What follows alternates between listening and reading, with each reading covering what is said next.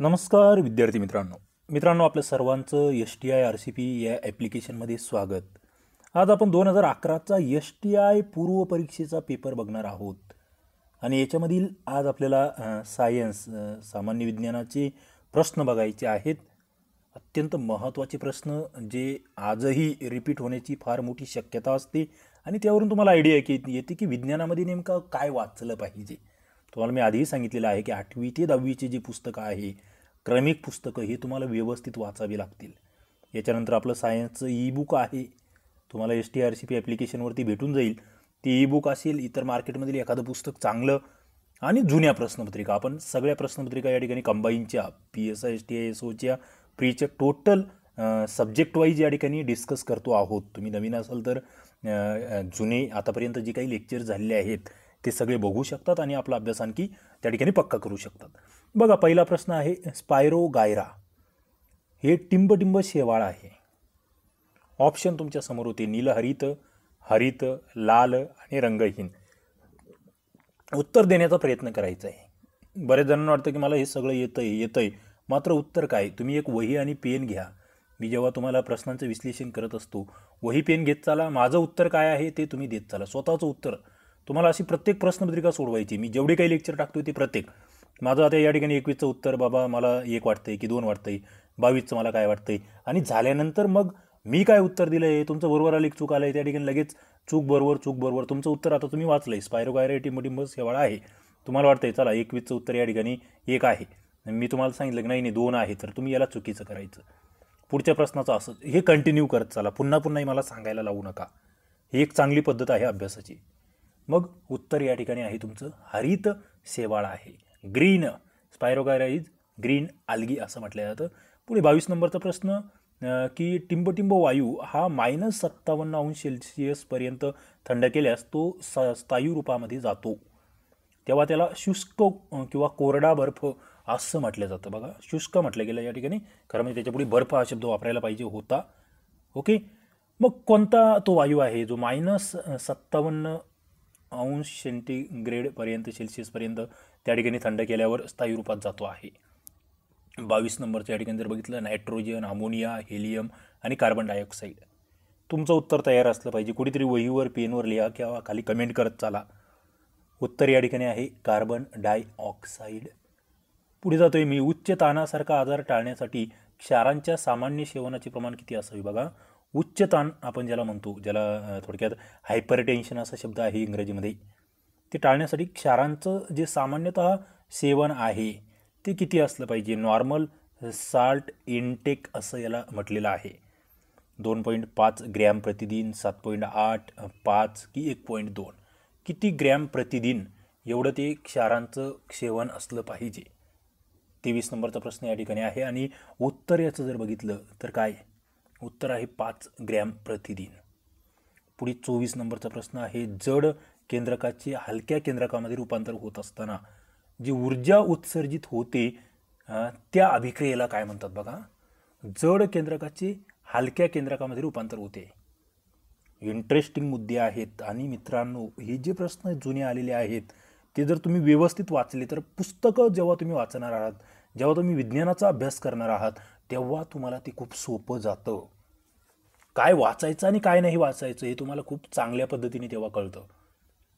केंद्रकीय सम्मिलन, विखंडीकरण, रासायनिक प्रक्रिया की संयोग प्रक्रिया. जड केंद्रकाचे हलक्या केंद्रकात रूपांतर होत असेल तर काय? उत्तर देण्याचा प्रयत्न करा. उत्तर आहे केंद्रकीय विखंडीकरण. त्याला न्यूक्लिअर फ्युजन असं म्हटलं जातं.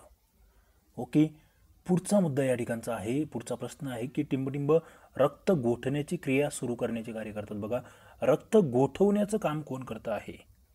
प्रोसेस ऑफ ब्लड क्लोटिंग असं म्हटलेलं आहे त्याला.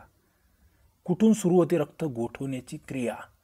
महत्त्वाचा मुद्दा आहे. 25 नंबरचा प्रश्न आहे, श्वेत रक्तकणिका, लसिका, लोहित रक्तकणिका, रक्तपट्टिका. 25 नंबरचा प्रश्न आणि उत्तर आहे याचं रक्तपट्टिका. काय उत्तर आहे?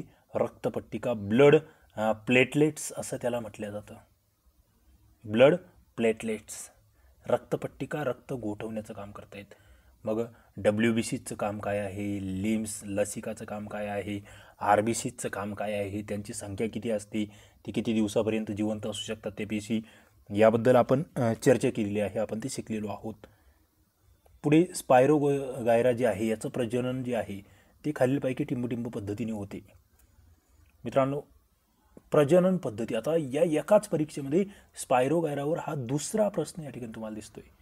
प्रजनन पद्धती ज्याच्यामध्ये विविध पद्धती आहे, मग त्या लैंगिक अलैंगिक असेल, विखंडन वगैरे असेल, शाकीय पद्धतीसारख्या पद्धती आहे, अशा अनेक पद्धती आहेत.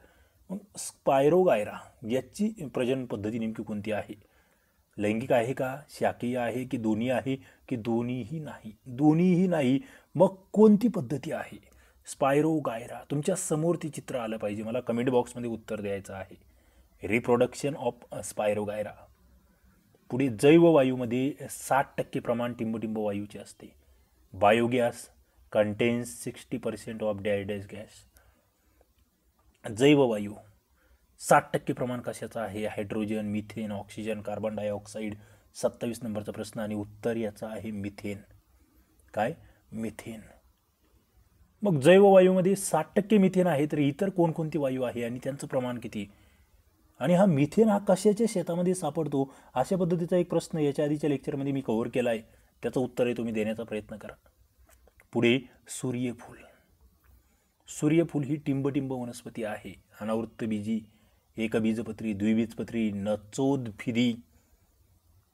ओके, जिम्नोस्पर्म म्हटलं आपण अनावृत्तबीजीला, मोनो क्वाटलेडेनस म्हटलेलं आहे, टेरिडोफायटा म्हटलेला आहे.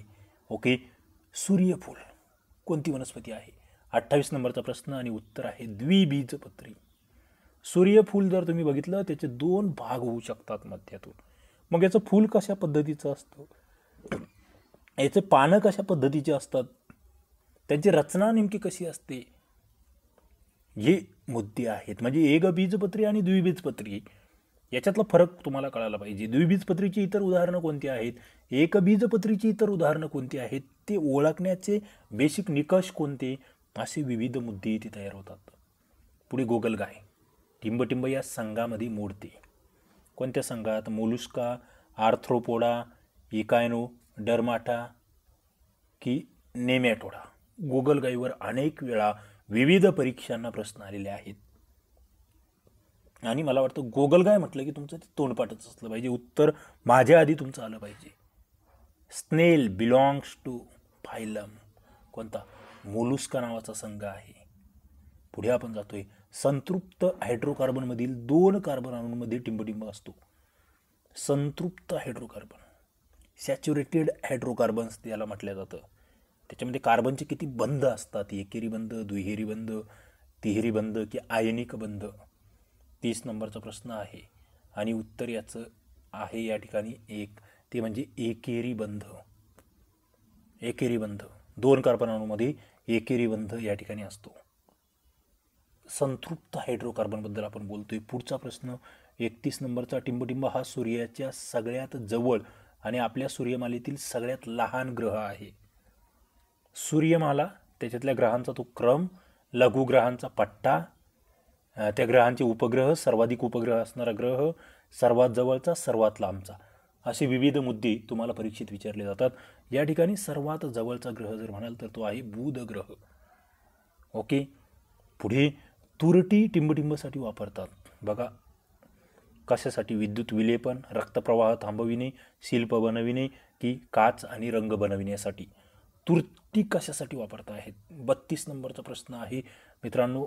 तुरटी रक्तप्रवाह थांबविण्यासाठी वापरली जाते. याचे इतरही उपयोग आहेत, ते कोणकोणते? विद्युत विलेपनासाठी काय वापरलं जातं, मग शिल्प बनवण्यासाठी काय वापरलं जातं, रंग आणि हे बनवण्यासाठी काय वापरलं जातं, आणि पुढे पेशीमधील टिंबटिंबांना पेशीचे ऊर्जा केंद्र असे म्हणतात.